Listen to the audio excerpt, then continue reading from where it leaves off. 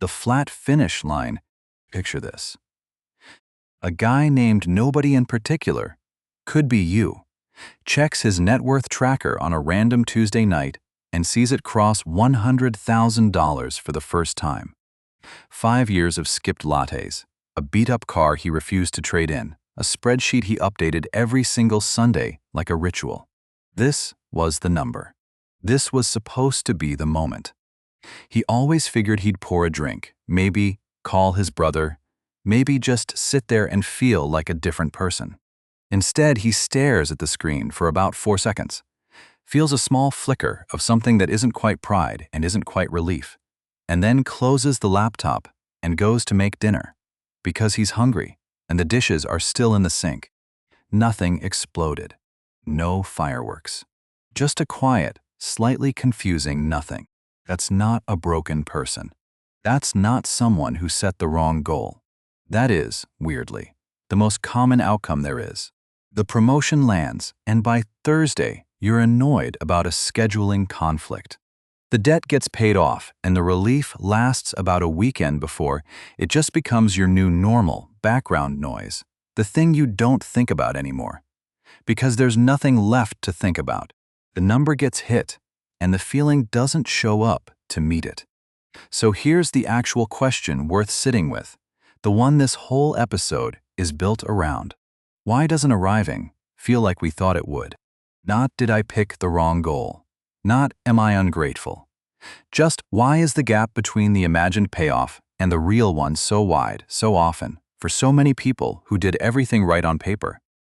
That gap has a name, it has a mechanism, and it has a fix that has nothing to do with picking a bigger number next time. Let's get into it. Naming the arrival fallacy. There's a term for this exact feeling, coined by the positive psychology researcher Tal Ben-Shahar in his book Happier, published in 2007. He called it the arrival fallacy, the false belief that reaching a goal will produce lasting happiness, not temporary happiness, not a nice spike. Lasting happiness, the kind that changes the texture of your life going forward. That's the belief the fallacy is talking about. And that's the belief that keeps quietly failing to deliver. It's worth being precise here, because this is not the same thing as ordinary disappointment. Disappointment is when a specific thing falls short. You expected the promotion to come with a corner office and it didn't, or you expected your partner to be more excited than they were. That's a one-off letdown, tied to a particular expectation that didn't match reality. The arrival fallacy is systematic. It's not that this one goal happened to underwhelm. It's that goals as a category reliably produce less emotional payoff than the person chasing them predicted, over and over, across totally different domains. Money, career, relationships, fitness, you name it. Same story, different milestone. And once you see it as systematic rather than personal, the question changes. You stop asking, what did I do wrong with this particular goal? And start asking, what is it about how brains handle goals in general that makes this happen every time?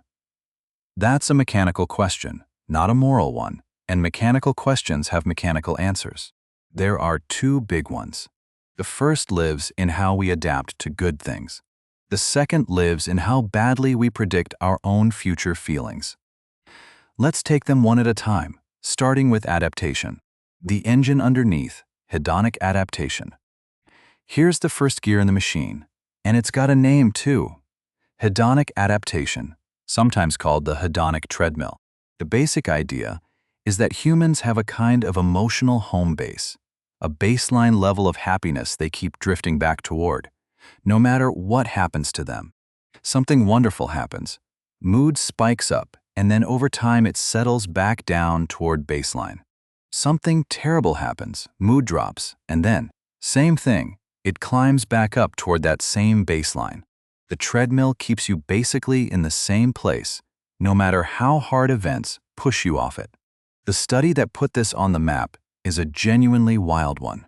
Brickman, Coates, and Janoff-Bulman published it in 1978 in the Journal of Personality and Social Psychology, and the title alone tells you the ambition of it.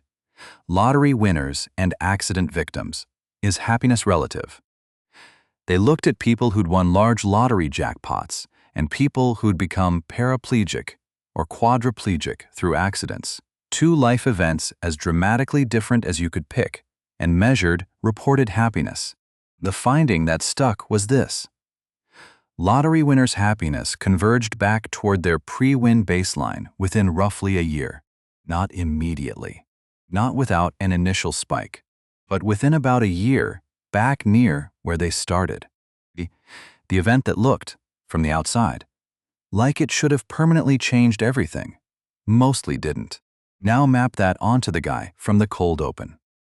He didn't imagine his happiness on a one-year timescale when he was staring at that net worth number. He imagined it in the moment, the champagne pop version, the movie scene version. But his brain is built on the treadmill logic. The spike, if there even is one, is going to fade back toward baseline, probably faster than he expects, because that's just what brains that have run this exact loop for 200,000 years do. It's not a flaw specific to him. It's the standard operating system, which raises an obvious follow-up. If the treadmill has been well documented since the 70s, why does everyone keep getting surprised by it? Why doesn't the guy in the cold open just know, going in, that the payoff will be smaller than he thinks? That's not a hedonic adaptation question anymore. That's a prediction question. And it turns out we're specifically bad at that particular prediction. The finance version, one more year. Before we get to why the prediction fails, it's worth seeing how this exact pattern shows up in one very specific, very online community. The FIRE crowd, financial independence, retire early. Worth flagging up front, this next bit is anecdotal. Community-reported stuff, not a peer-reviewed study, but it's widely and consistently discussed, which is itself interesting data about how common the pattern is.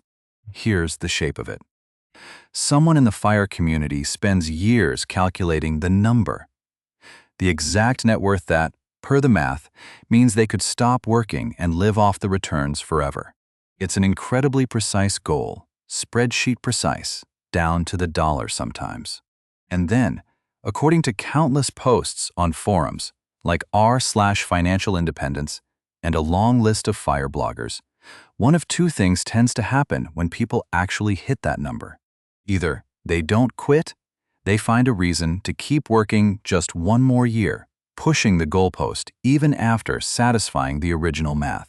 Or they do quit, and instead of the promised freedom, they report feeling adrift, unmoored, weirdly lost without the structure the grind used to provide. Notice that both of those outcomes are the arrival fallacy, wearing a different costume. One more year is the brain sensing, correctly if unconsciously, that the number itself was never actually the source of meaning. So hitting it doesn't resolve anything, and the instinct is to invent a new number to chase instead of sitting with the discomfort. And quitting and feeling adrift is the flip side. The identity was built entirely around pursuit of the number.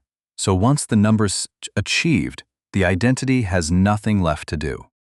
Same treadmill, same underlying miscalculation, just dressed up in retirement calculators instead of lottery tickets. And it points at exactly the same root problem the accident victim study did back in 1978. The goal was never going to be the container for the feeling. Something else has to be. Why we're such bad predictors. So why do we keep walking into this? Why doesn't the FIRE spreadsheet come with a footnote warning about the treadmill? The answer sits in a separate but related body of research, popularized by the psychologist Daniel Gilbert in his 2006 book, Stumbling on Happiness. Gilbert's whole area of study is something called affective forecasting, literally, our ability to predict our own future emotions. And his core finding is blunt. We're bad at it. Not occasionally bad. Reliably, measurably bad in a specific and consistent direction. Two specific errors show up again and again in his research. First, people overestimate the intensity of future emotional reactions. both good ones and bad ones. We imagine the promotion will feel like euphoria, and the layoff will feel like devastation. And the real versions of both are almost always milder than the imagined versions. Second, people overestimate the duration, how long the feeling will last. We imagine the high from hitting the goal will linger for months, and in reality it's usually closer to days, sometimes hours, before baseline reasserts itself. Put those two together, and you get a pretty precise diagnosis of what happened to the guy in the cold open. His imagined version of hitting $100,000 was both too intense and too long-lasting compared to what his nervous system was actually capable of delivering. It's not that he chose a bad goal. It's that the part of his brain doing the forecasting, the part imagining how future him would feel, was working off a faulty model. The same faulty model basically everyone's brain runs on. Gilbert's research suggests this isn't a personality flaw you can just think your way out of by trying harder to predict accurately. It's closer to a structural feature of how imagination works, a kind of optical illusion for feelings rather than eyes. You can know about the illusion and still see the bent stick in the water. The goal gradient trap. Here's a piece of this that explains something a little different. Not why the payoff is smaller than expected, but why the energy specifically craters right after the finish line, rather than just gently fading. That comes from research by Kivetz, Urminsky, and Zheng, published in 2006 in the Journal of Marketing Research, on something called the goal gradient hypothesis. The core finding is that motivation isn't constant as you move toward a goal. It intensifies the closer you get. Their research, some of it done with things like coffee shop loyalty cards, found that people work harder, move faster, and feel more driven the nearer the finish line is, compared to how they behave early on when the goal feels distant and abstract. That's the final push feeling. The adrenaline of the last few weeks before a big deadline, the extra gear people find in the home stretch of anything from a marathon to a marathon of savings. But a gradient, by definition, needs a slope to climb. And the moment the goal is hit, the slope disappears. There's no more closer to feel because you've arrived. Since so, all that intensifying motivation that was building right up to the summit doesn't gently taper off. It falls off a cliff because the thing generating it, the sense of gaining ground, simply isn't there anymore. That's a big part of why the day after hitting a milestone can feel not just neutral, but oddly deflating. It's not just the excitement wore off. It's the entire engine that was producing drive and momentum just got switched off, all at once, with nothing installed to replace it, which starts to point toward the fix, and we'll get there. But first, one more place this exact same story shows up. Somewhere a lot of people spend most of their waking hours: work. The promotion that didn't fix it. The career version of this runs on almost identical rails. When I make manager, I'll finally feel successful. When I hit 6 figures, I'll finally relax. It's the same sentence structure as the FIRE number and the net worth milestone, just with a different unit attached. And there's real, well-documented workplace data pointing at the same pattern. Gallup's State of the Global Workplace reporting has tracked a recurring trend. Employee engagement often dips after promotions, not before. That's worth sitting with for a second, because it's the opposite of what the standard career story would predict. The standard story says the promotion is the reward, the payoff for years of grinding, the thing that should boost how engaged and motivated someone feels. Instead, in a lot of documented cases, engagement goes down afterward. The attribution researchers point to isn't that the raise itself is bad, or that promotions are secretly punishments. It's an unmet expectation gap. The new manager expected the title to deliver a feeling: validation, arrival, I've made it. And the actual day-to-day of the new role, more meetings, more responsibility, the same fundamental self still inside it, doesn't deliver that feeling. It delivers new problems instead. The treadmill again, the forecasting error again, just wearing a lanyard and a new title on the email signature. Same underlying mechanics as the net worth number and the FIRE calculator, playing out in a conference room instead of a spreadsheet. So at this point, we've stacked up 4 separate, well-documented mechanisms, all pointing the same direction. Hedonic adaptation pulling us back to baseline, affective forecasting errors, making us misimagine the size and length of the payoff, the goal gradient collapsing the moment there's no more closer to chase, and real workplace data showing the exact same dip playing out after promotions specifically. That's not one weird glitch. That's a pattern solid enough to build a different approach around. So let's build it. Reframe 1. Process goals over outcome goals. The first shift comes out of goal-setting theory, most associated with the researchers Locke and Latham, and it starts with a distinction that sounds almost too simple to matter, until you actually look at what it changes. An outcome goal is something like save $50,000. It has a finish line. The moment you cross it, the goal is over, resolved, done. There's nothing left for that particular goal to give you, motivationally or emotionally. It was a destination, and destinations, once reached, stop being destinations. A process goal is something like save 20% of every paycheck automatically, no matter what. Notice it doesn't have a finish line in the same way. You don't complete saving 20%. You just keep doing it, month after month, and each month it's still true or it isn't. Structurally, a process goal never runs out of runway, because it was never framed as a summit to reach. It's a practice, and practices keep paying out as long as you keep practicing them. Here's why that matters for everything we've covered. Process goal doesn't hit the goal gradient cliff, because there's no single moment where the closer, closer feeling has to end. The 20% either happens this month or it doesn't, and next month offers the exact same fresh shot. Lie? It doesn't rely on hitting a number your forecasting brain has probably overestimated the emotional payoff of, because the emotional payoff isn't supposed to come from a number at all. It's supposed to come from the identity of being someone who does the thing. I'm a person who saves 20% is a sentence that stays true on a random Tuesday, just as much as on the day the account crosses some threshold. It keeps paying out identity and momentum, regardless of what the balance says. That's the whole shift. Stop building your sense of progress around a finish line and start building it around a repeatable practice that doesn't need one. Reframe 2. Systems over the number.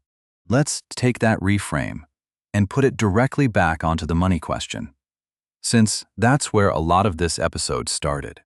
The fix for the FIRE one more year trap, and for the flat feeling after hitting a net worth number, isn't picking an even bigger number for next time. Bigger numbers just relocate the same cliff further down the road.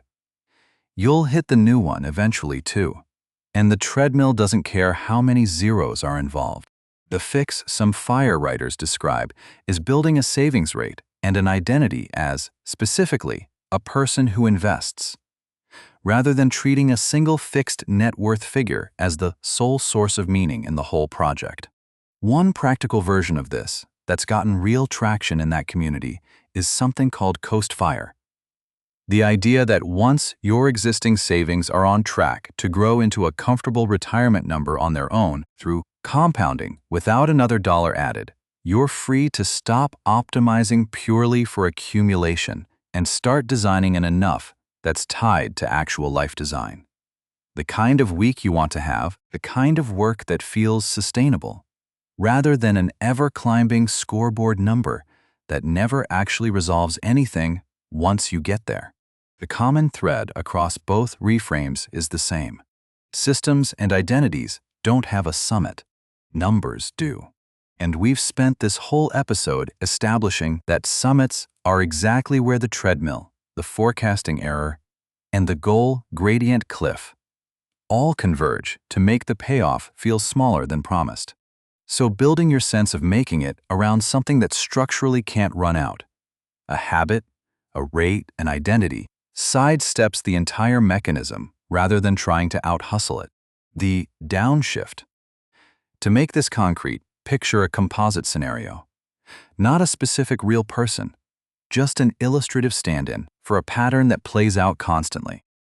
Call this person a mid-career professional who spent a decade chasing a specific milestone. Let's say a director-level title, and a net worth number they'd had circled in a spreadsheet since their 20s. They hit both within about 6 months of each other. And exactly as this episode has been describing, the feeling that showed up wasn't triumph. It was a strange, quiet flatness, followed by a kind of low-grade anxiety about what exactly they were supposed to be chasing, now that the thing they'd organized their whole adult life around was technically done. The actual shift in this illustrative version of events didn't come from setting an even bigger target, a VP title, a 7-figure number. It came from redesigning the daily systems underneath the achievement, automating the investing so the person who invests identity ran on autopilot instead of requiring a finish line to feel meaningful, rebuilding a weekly rhythm with actual friends and actual unstructured time instead of every hour being justified by its contribution to the number. Picking up a process-oriented goal completely unrelated to career or money, something like training for a specific distance or learning an instrument, precisely because it had no finish line that was supposed to deliver ultimate meaning, just a practice that was satisfying on its own terms, week to week. The point of this composite isn't, and then everything was perfect forever. It's narrower than that. The SIF. Flatness wasn't a sign something had gone wrong with the achievement. It was a predictable, well-documented response to hitting an outcome goal that had been asked to carry more emotional weight than any single achievement can structurally hold. And the fix wasn't a bigger outcome goal. It was fewer outcome goals doing that specific job, and more process-level systems doing it instead. The 3-question framework. So here's the practical takeaway, something you can actually use before you chase the next milestone. Whether that's a savings number, a title, a fitness goal, anything with a finish line attached. 3 questions, worth asking honestly before you commit more years to the chase. Question 1. What concretely changes in my daily life the day after I hit this? Not the abstract feeling, the literal Tuesday morning after. Different alarm clock, different commute, different conversation with a manager. If the honest answer is, basically nothing changes day to day, I just have a different number in an account, that's worth noticing before you assume the number itself is going to deliver a different life. Question 2. Am I already feeling, right now, what I expect to feel then? This one sounds like a trick, but it isn't. And if part of the appeal of hitting the goal is feeling capable or disciplined, or like someone who's building something real, you can often access real, current versions of that feeling well before the finish line through the process itself. If you can't find any trace of that feeling in the process right now, a single finish line probably isn't going to manufacture it out of nothing on arrival. Question 3. What's the goal I'll set immediately after this one? And does that answer worry me? This is the 1 more year test, generalized. If you already know, on some level, that hitting this goal is just going to trigger an immediately bigger version of the same goal, a bigger number, a bigger title, that's the goal gradient cliff announcing itself in advance. It's worth asking whether you're climbing toward something, or just running on a treadmill with a nicer view. None of these questions are designed to talk you out of ambition. They're designed to catch the arrival fallacy before it costs you another few years chasing a summit that, per everything we've covered, is very likely to feel smaller and flatter than it looks from where you're standing right now, climbing without a summit. Let's go back to the guy from the cold open, standing in his kitchen, net worth tracker showing 6 figures for the first time, feeling that strange, quiet nothing instead of the fireworks he'd been picturing for 5 years. Here's what we now know that he didn't in that moment. He wasn't broken, and he hadn't picked the wrong number. He just walked directly into one of the most well-documented, most consistently reproduced patterns in the psychology of goals. The hedonic treadmill pulling him back to baseline, an effective forecasting error that oversold both the intensity and the duration of the payoff, and a goal gradient that had nowhere left to point once the number was hit. The honest reframe isn't that goals don't matter, or that ambition is a trap to be abandoned. It's that the summit was always going to be smaller and flatter than it looked from below. That's just what summits structurally are, for every brain running on this particular operating system. The actual climb, the daily rate, the identity, the practice, the systems that keep paying out regardless of what number shows up on any given Tuesday. That's where the payoff was hiding the whole time, not at the top, along the way. So if there's a takeaway worth carrying out of this one, it's this. Stop asking which number, when hit, will finally make you feel arrived. Start asking which daily practice, done consistently, already makes you feel like the person you're trying to become. Regardless of what the tracker says tonight, build the climb so it pays you as you go. Because the summit, when you get there, is just going to be another patch of ground. And the next one's probably going to be visible from up there too. Enjoy the traverse. That's the whole game.